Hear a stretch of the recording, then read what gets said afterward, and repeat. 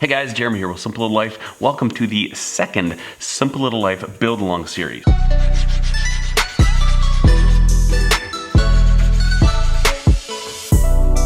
Now, if you're not sure what that is, if you're just joining us, if you're new to the channel, what we had done, it was a previous little video series, and it was kind of, I tried to make it as real time as I possibly could. And the idea behind it was, you know, there's some people that want to make a knife that have always thought, oh, I should make a knife, but they just don't quite get to doing it. I really wanted to say, hey, we're gonna do this at the same time. We're gonna go through step by step, no excuses. It's all very simple, rudimentary tools. Everything that we're going to use to do this, you could get from your local hardware store. And the idea is just to encourage people, if you've wanted to make a knife, do it right now. So we made this little kiridashi. We took a file, we annealed it, which is softening it up, cut it all out with a hacksaw, cleaned it up with files, put our bevel in with a file, heat treated it with some propane torches you can get at a hardware store, and we ended up with a really great, sharp, usable blade. And it was a wonderful, wonderful project. A lot of you guys participated, and a lot of you guys shared what you were doing on Instagram using the hashtag SLL build along, which is really cool to see. Thank you so much. I've had a lot of great feedback about that, and a lot of you guys have been asking since then, when are we gonna do another one? Well, we're doing it now. October is going to be the second Simple Little Life build along. Now, what are we gonna make? This is something pretty interesting. I had a gentleman reach out to me. Actually, he's a gentleman that I had featured in Viewers Knives, Zombie Joe Knives. And he told me on Instagram, he said, hey, listen, I'm not sure if you're gonna do another build along. If you were looking for designs, I've got a knife design as a downloadable template. You guys are welcome to use that, and we can use that for a build along. And I thought just that whole, I never actually thought about using somebody else's design for a build along, but I thought that is really cool because, you know, I get to share one of the viewers' templates. He's on Viewers Knives. He's got a YouTube channel. I'll put a link to that in the description below. He has a video of making this exact knife. But I just think it's so cool, this involvement from you guys and from Zombie. I mean, I don't know Zombie Joe, but he's a guy who likes making knives, got a YouTube channel, he's on Instagram, he's doing cool stuff, and he's like, hey, why don't you use this one? So this is the knife that he is letting us use, the design template. Look at that, I think that is a great looking blade.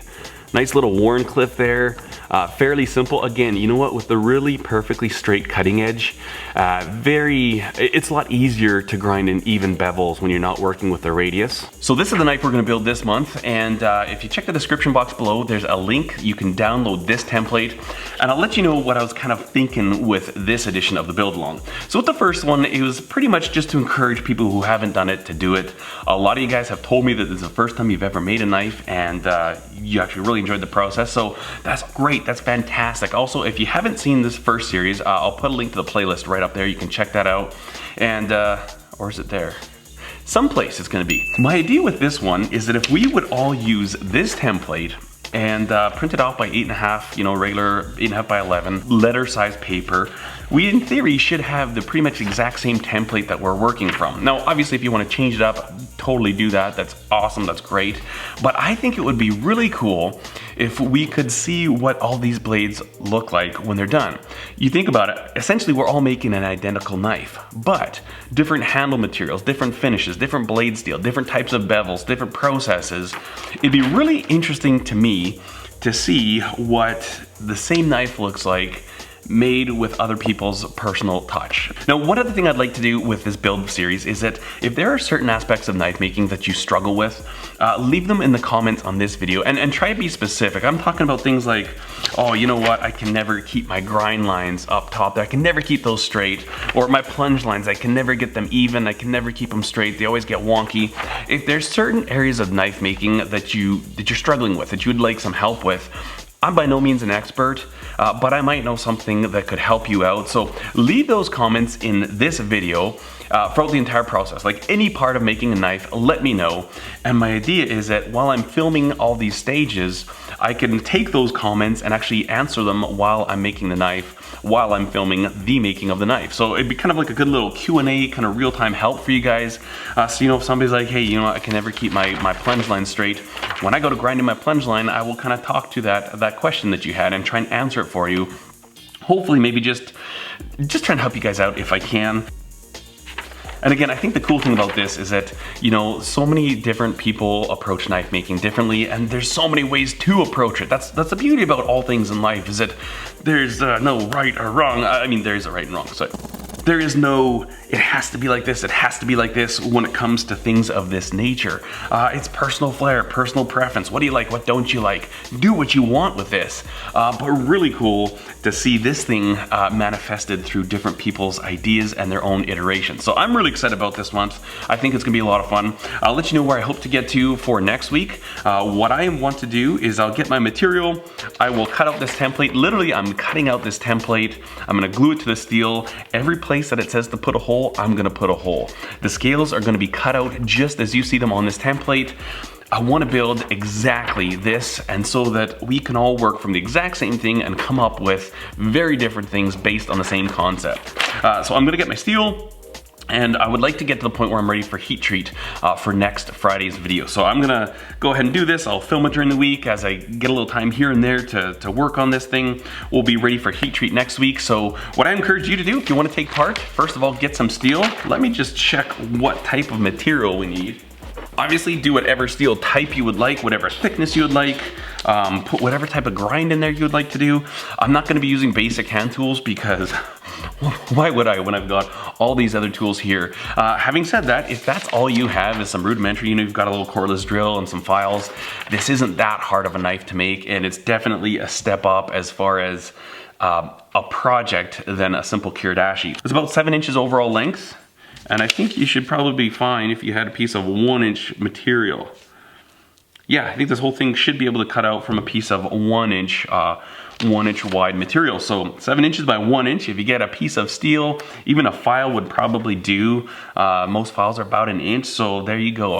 All excuses gone. You've got your materials. For the handle materials, use whatever you would like. Even if you can't find anything suitable, you could do a nice wrap on it. Paracord wrap, anything. Take old shoelaces from your kids or something like that. Don't take their kids, they need the shoelaces, but just come up with some way to get this done. And again, if you've got all these tools, a lot of you guys did the kiridashi build, but you used grinders. And that's great. You know, it makes perfect sense. If you have better tools, use better tools.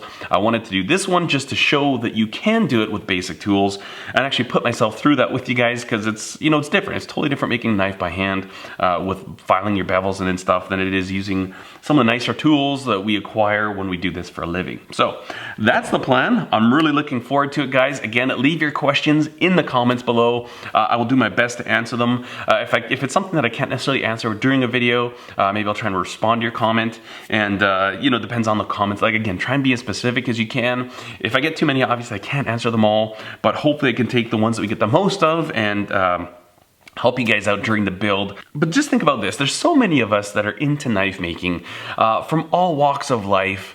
You know, I know there's lawyers that watch this channel and like to make knives. And you know, if me and that person were walking down the street, we would just cross paths and there's nothing really to connect us or to be like, hey, there's something in common.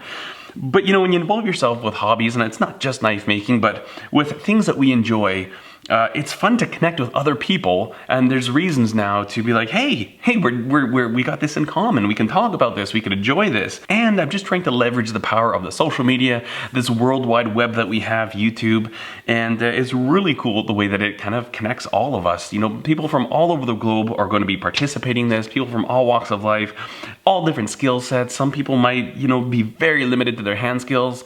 We could get some, you know, 65-year-old, 70-year-old tradesman who can build the most, you know, just build hundreds of thousands of things with his hands.